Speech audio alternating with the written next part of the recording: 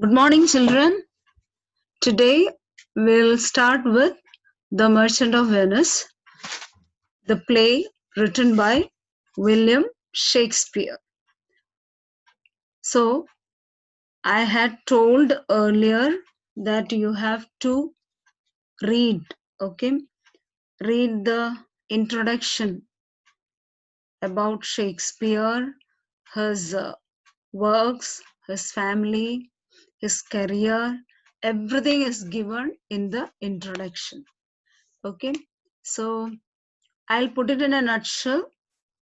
The rest you have to read, and I'll give you the project work, that is life and work of Shakespeare. Okay, so The Merchant of Venice is a drama. Okay, or you can call it as a play. Drama, another word is play. And when you hear the word drama, what do you understand from it? Drama is a story told in dialogue by performers in front of an audience. Okay, you might have watched dramas. Okay, so this Merchant of Venice is a drama. It is a romantic comedy. Okay, and dramas will be like two kinds: comedies and tragedies. So in a comedy, the story will have a happy ending. Okay, and in a tragedy, the story will end sadly. Okay, or it has a sad ending. Okay, and our play, that is the play that we have to study, comes under the category of comedy or romantic comedy. Okay, so what do you know about Shakespeare? I know that you have heard of William Shakespeare. Okay, so William Shakespeare was one of the greatest playwright of all times. Okay, greatest playwright. Playwright means one who writes plays or dramas. Okay, dramatist. Okay, he has written about 38 plays. Okay, and he was born in Stratford Avon. Okay, he was born in Stratford Avon, that is in England. Okay, and his father was John Shakespeare and his mother Mary Arden. Okay, now at the age of 19, he married Anne Hathaway. His wife's name was Anne Hathaway, and he had 3 children: Susanna and the twins. Okay, Hamnet and Judith. So he had 3 children. You can watch the picture of the 3 children here.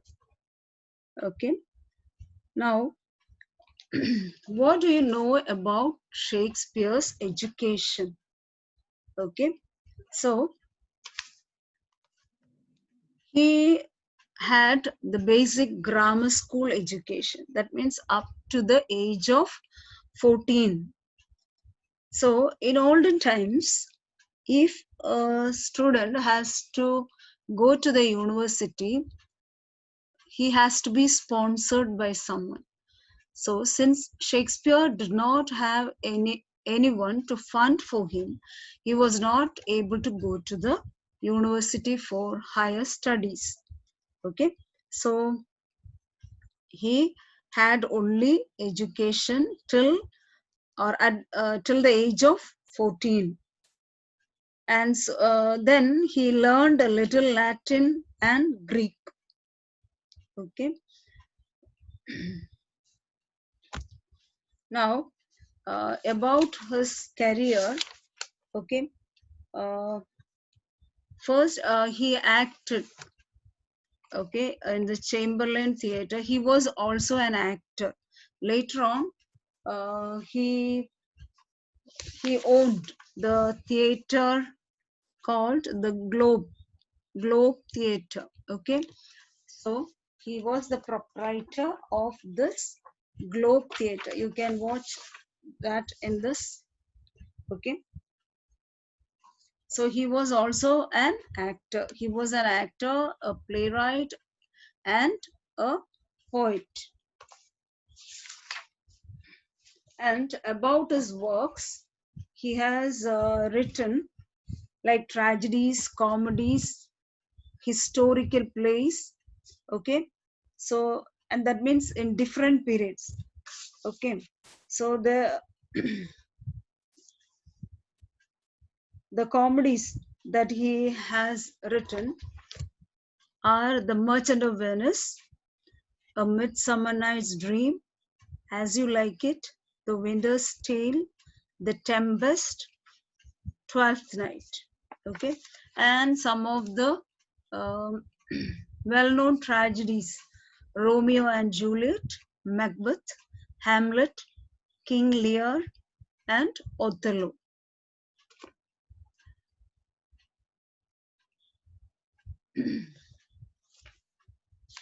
So the play that we have to learn come under this group of comedies. Okay, so this is a romantic comedy. So I want you to read and make a project about Shakespeare and his works. So when you read, you will get more information. Okay, about his life, his career, and his works. Okay, so he has written around 38 plays. Okay, so around 38 plays he has written, and 150 short and long poems. Okay, now about the play that we have to learn, that is The Merchant of Venice. It is, I have told you earlier, it is a romantic comedy, and this play has got two main plots and two subplots. The two main plots are the Bond story and the Lottery of Casket, or we can say Casket story. The Bond story, and the second one, the Lottery of Casket. Okay, Bond story, that is, see, Bassanio, a spendthrift, he wanted to marry Portia, a rich lady, so he needs money to go to Belmont, and so he has to borrow from his friend Antonio. So this leads to the Bond story. Okay, this is the Bond story, and the next is the Lottery of Caskets. So about this, Portia's future is to be determined by a lottery. So her father, when he was alive, he had made a will. Okay, Portia's father had made a will that Portia should marry the man who chooses from among the three caskets, and there were three caskets. They were gold, silver, and lead. And the person who chooses the right casket here means in one of the caskets, Portia's portrait is hidden. Okay, so one who chooses that casket can marry Portia. This was the will laid down by Portia's father. Okay, and there are two subplots. So what are the two subplots? The subplots, one is Jessica and Lorenzo love story, and then the next one is the ring episode or the ring story. So all these are interwoven. Okay, now about the play or about the themes of the play Merchant of Venice.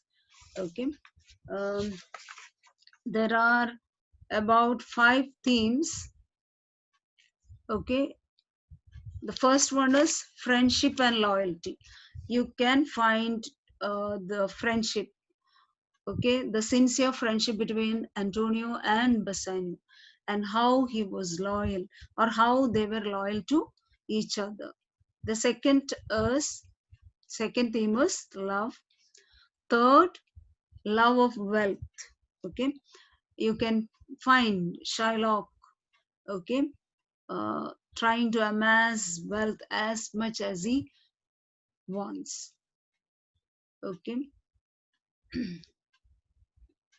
now the fourth is justice and mercy. So this is displayed in the fourth act. Okay, that is in the trial scene. And the fifth is appearance and reality. Okay, so that principle is best demonstrated through the lottery of cascades, appearance and reality. That means outward appearance are liable to be deceptive, or we can say appearances are deceptive, or to make it easier we can say all that glitters is not gold. Okay, so these are some of the things that I want to remind you before we start the play. Okay, so the Merchant of Venice is a comedy that which leads to, okay, or which has a happy ending, and the central story is the wooing of Portia and her love, okay, appears more disinterested than that of Bassanio.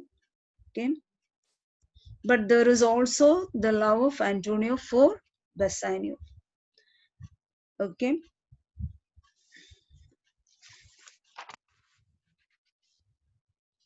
now about the characters. I want you to open the textbook and the first few pages, not few, okay, so you can find the introduction. Okay, that is introduction. I can tell you the first page. Okay, first it is given contents, the introduction. Okay, see the origin and growth of drama, Shakespeare's career, stage in Shakespeare's time, Shakespeare's works, okay, the composition, publication and performance, all these are given in the introduction. Okay, and then comes the text, the Merchant of Venice. Okay, and here on the first page, page number 1, there only the number is given, page number 1. You can see the characters who are all there in this play, or the drama you can call. Okay, or another word for drama is play. Okay, so who are the characters? See that page number 1, the Duke of Venice. Okay, and then the Prince of Aragon and Prince of Morocco. Both are suitors, okay, to Portia, who come to woo Portia and win her hand in marriage. Then Antonio. Okay, so he is the Merchant of Venice. The title of our play is The Merchant of Venice. So who is the Merchant of Venice? Okay, Antonio. And Bassanio, his friend, that is suitor to Portia, just like Morocco or Prince Aragon. Bassanio also want to woo Portia and marry her. Salanio, Salarino, Gratiano, and Salario.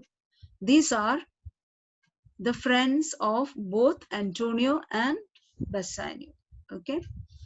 Now there is Lorenzo, okay, and Jessica.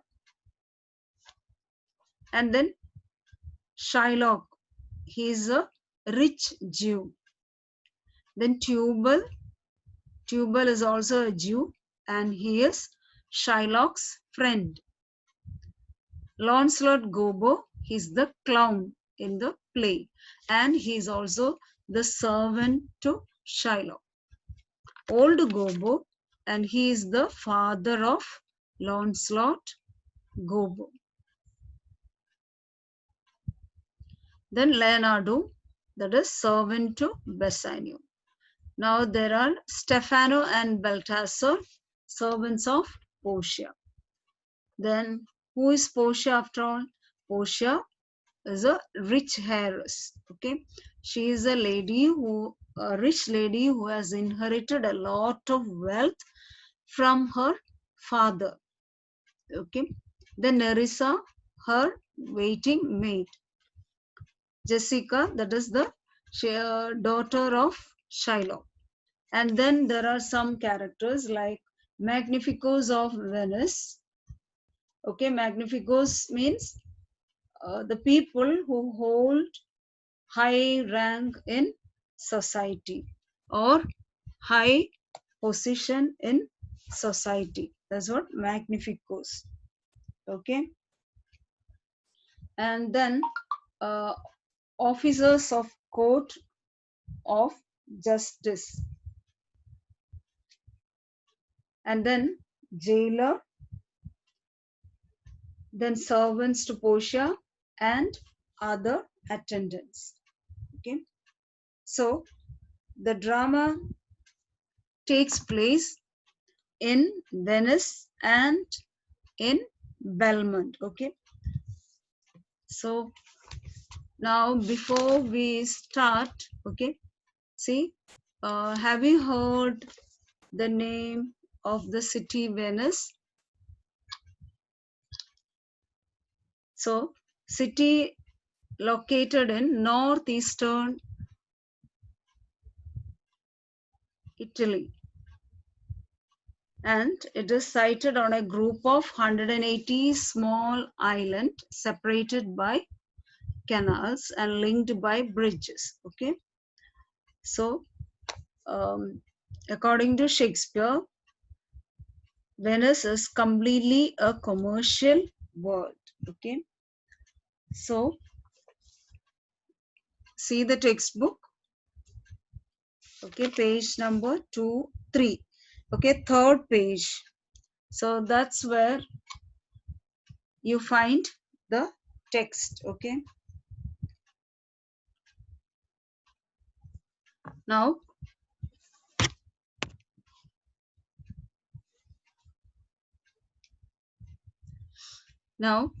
Act 1, Scene 1. Okay, so where does this act take place, or Act 1, Scene 1? Where does this scene take place? Okay, it takes place or it happens in Venice, that is particularly in a street in Venice. Enter Antonio, Salarino and Salanio. So Salarino and Salanio are friends to both Bassanio and Antonio. Okay. So you can now look into the textbook. I'll read each line and then explain to you. Okay, whatever is taught, please read that day itself. Then only you will understand because you won't be able to read the whole thing just before the exam or the previous day of the exam. It will be very difficult for you, okay, to study everything together. So whatever portion is taken, you study that every day, okay, so it will be easy for you. This is a very interesting drama, or you will enjoy it, okay. Now see the textbook. Enter Antonio, Salanio, and Salarino, okay. So the play begins with the speech of Antonio, and here Antonio tells that he is sad and he doesn't know, or he does not know the reason of his sadness. Okay, see that? In sooth, I know not why I am so sad. It wearies me. You say it wearies you. But how I caught it, found it, or came by it, what stuff 'tis made of, whereof it is born, I am to learn. And such a one wit sadness makes of me, that I have much ado to know myself. Okay, so what does Antonio tell about himself, okay, to his friends? In sooth, so he says that in truth, or certainly, truly, I know not why I am so sad. So Antonio says that he does not know why he is so sad. It worries me. So he tells that it makes him sad, or it worries him. You say it worries you. Okay. So he tells his friends that his friends tell him that that makes them also sad, or it depresses them also. Suppose if you have a friend and that friend is very sad, naturally you also become sad, okay. uh, so that's why Antonio says he is sad and it worries him and it depresses, it makes his friends also sad. But how I caught it, found it, or came by it?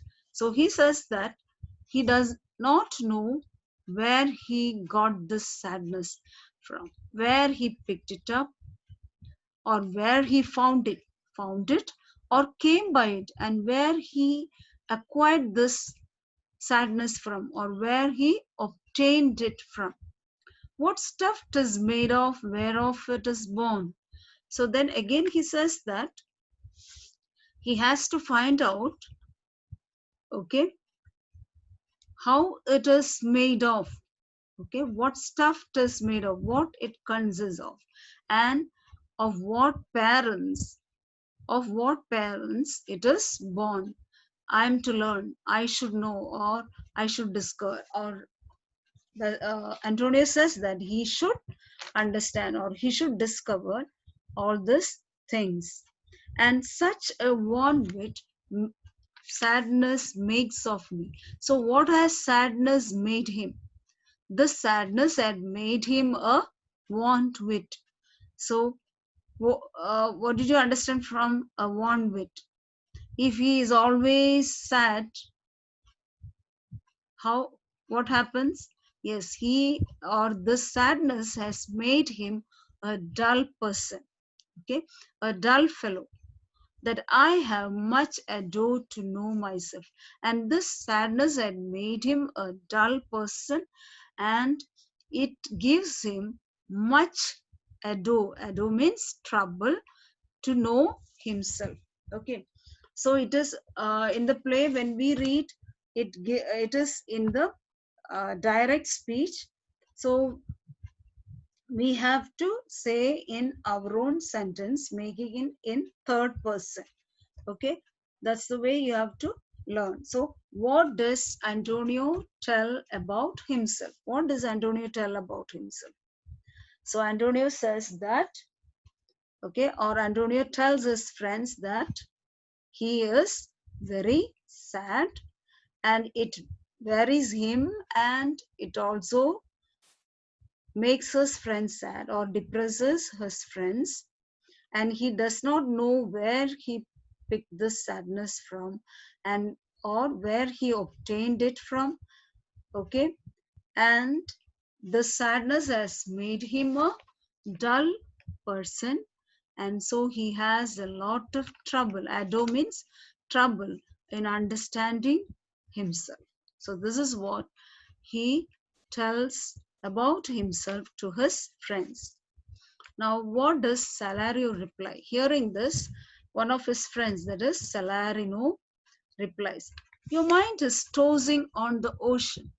There were your argosies with portly sail, like Cygnus and rich burghers on the flood, or as it were the peasants of the sea, do overpeer the petty traffickers that curtsy to them, do them reverence, as they fly by them with their oven wings." Okay. So Salerno replies to Antonio that your mind is tossing on the ocean. See, your mind is always in the ocean or tossing up and down in the ocean. Why? There were your argosies with portly sail. Okay, so Salerno tells the reason why or what reason he assumes of a. Okay, so he says that he is sad because his mind or he is always thinking about his argosies which are tossing up and down in the ocean. Argosies means, okay, rich cargo ships, big merchant ship, or we can say rich cargo ship. Okay, so this merchant, that is Antonio, has got a lot of cargo ships. So these cargo ships have gone into different directions. So he naturally he will be worried or he will be thinking about all these ships which have gone into different direction. That's why Salarino says that Antonio is sad because he may be thinking about his ships that are in the sea, okay, sailing to different direction. And there were your argosies with portly sail. Okay, so portly sail means that beautiful sails. Okay, you know that in olden times the ship sails or ship moves with the help of the sails. The sails will be uh, okay, tied to the pole, and then with the help of the wind, okay, it moves or the ship moves forward or it sails. Okay, so portly sail means that sail in a very beautiful or regal or in a majestic manner. And so he says that like Cygnus and rich burghers on the flood. So his ships, Antonio's ships, are compared to Cygnus. Okay, Cygnus means it is an Italian word which means gentleman. Okay, Cygnus, gentleman. So they are like gentlemen and rich burghers on the flood. Okay, so they are like rich citizens or Cygnus, that is gentlemen, on the flood, that means on the ocean, or as it were the peasants of the sea. Okay, you know what do you mean by peasants? Okay, if you have gone to see some like Independence Day celebration or carnival, okay, you may come across or you may see a lot of decorated floats, okay, moving in a procession. So that's what a pageant. So he says that Salarino, according to Salarino, these argosies, okay, they are like decorated floats moving in a procession. That's why he says as if it were the peasants of the sea. Okay, so as these rich ships move in the sea, they they give joy to the eyes. Okay, that is a beautiful or visual treat. It were the peasants of the sea. Do overpeer the petty traffickers. So he says that as they move majestically on the sea, they do overpeer. They look over or they excel the petty traffickers. Here, the traffickers means the small merchant ships and the other small boats, or the small merchant ship. So you, as these argosies move stately and steadily on the water, beside them, there may be small merchant ships and boats. You know what happened? So when these big ships, okay, merchant ships or big argosies move, okay, there will be movements on the water, and in that force, this these small merchant ships and boats, they bob up and down. Okay, so that movement is said to be like what? Courtesy to them. So Salarino says that these merchant ships, these small merchant ships, they, what do? They courtesy to them. Courtesy means Curtsy. Courtesy. Courtesy means bowing down to show respect to another person. Okay, so when they move, or when the small boats and the merchant ship, they just bob up and down, according to Salarino, they are just curtsying, or they are just bowing their heads to show respect to this argosies. Okay, as they fly by them with their woven wings. So they fly, that means they just move past, okay, move very fast with their woven wings. The wings, woven wings means the sails that are made of canvas. Okay, so it is a spectacular show. Okay, the movement of the argosies on the ocean. So how does Salarino say that it is a spectacular show? So according to Salarino, Antonio's merchant ships are like whom? The seigneurs, okay, gentlemen and rich citizens who excel the poor people. See, the rich people excel in appearance and dress. Okay, and what about the poor people? Here, the merchant ships and the small boats are like poor people. So he says that Antonio's merchant ships excel other small ships, just as rich citizens excel poor men in appearance and dress. This is the comparison he used there. Okay, I hope you understood. And then what does Salanio says? Okay, so what is his assumption? Believe me, sir, had I such venture forth, the better part of my affection would be with my hopes abroad. I should be still plucking the grass to know where sits the wind, peering in maps for ports and piers and roads, and every object that might make me fear misfortune to my ventures, out of doubt, would make me sad. Okay, so Salarino tells what he assumes, okay, or the reason about Antonio's sadness.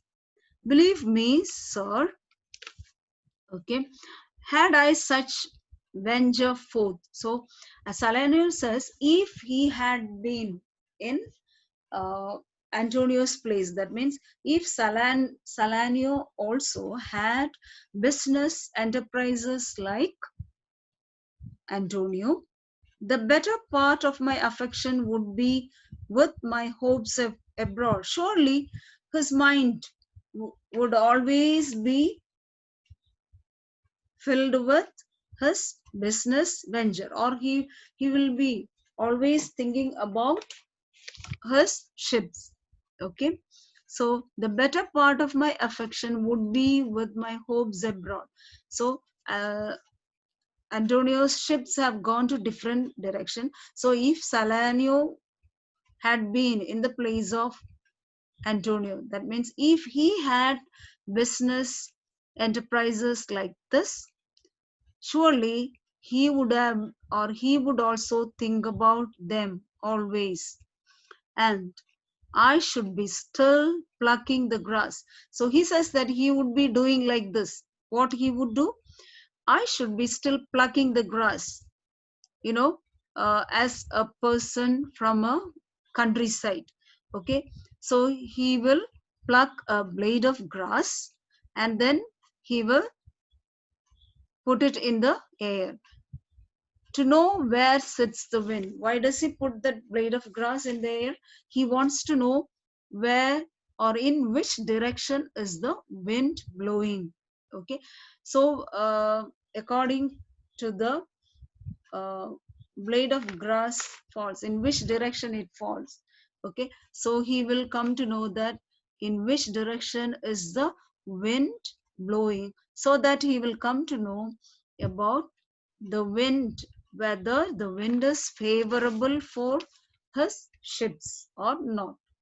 Okay, so that's why he says, if he was, or if he had business enterprises like Antonio, surely he would be thinking about them, and he would pluck a blade of grass and put it in the air to see the direction of the wind. Okay, peering, and then what? Peering in maps for ports and fires and roads, and then he will always be looking into the maps. Okay, keeping the maps in front of him and then looking into it for what? For ports and fires and roads.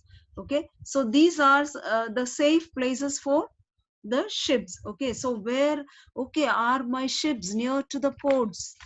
Okay, or are they safe?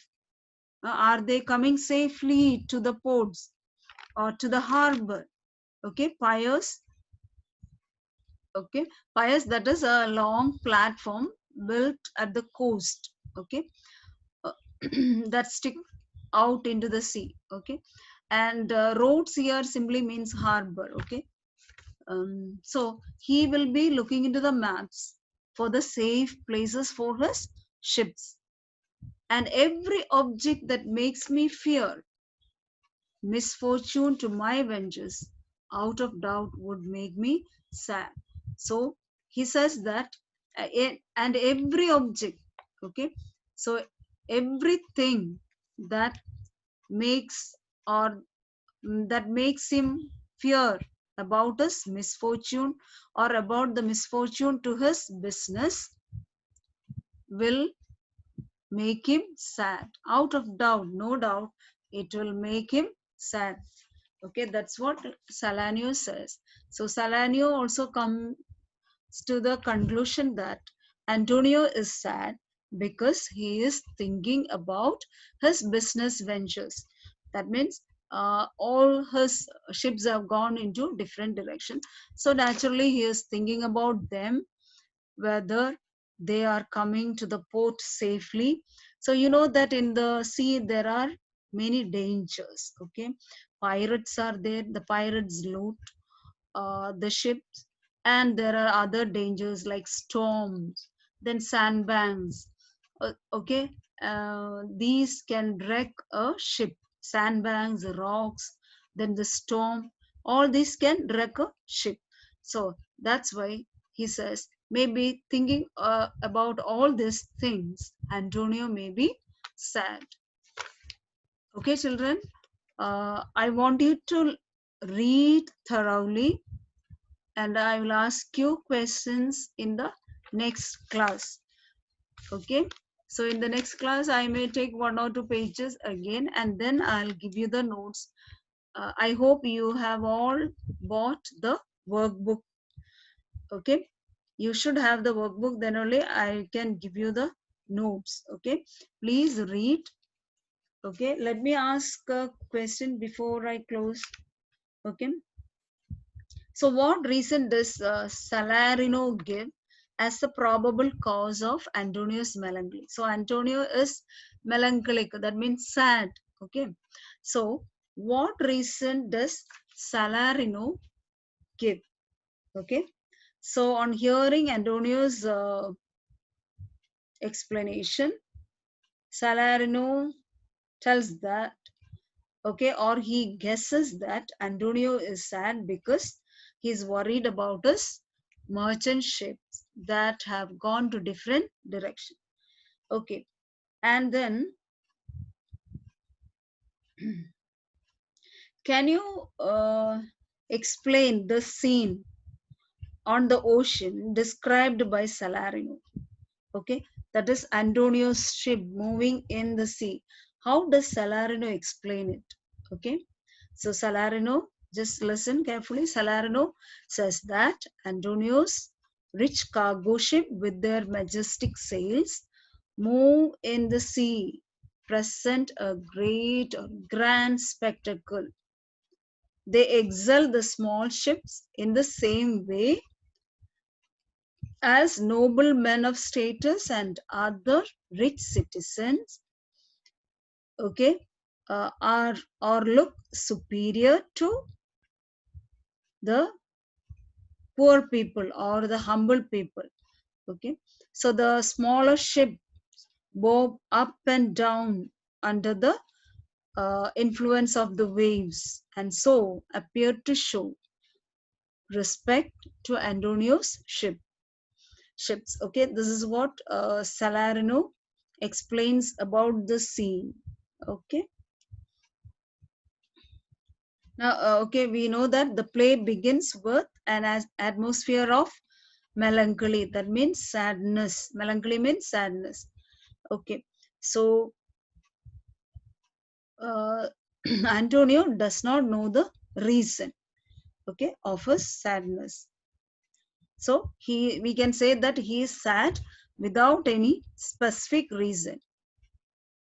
Okay, but yet he has a feeling that something is going to happen. That's why he had that sadness in his heart. Okay, okay, children, I hope you understood. I took only a very little part. Please read. That is 1 page only I took.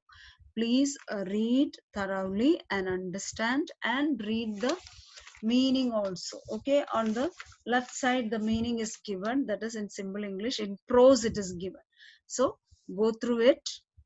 Okay, bye till we see in the next class.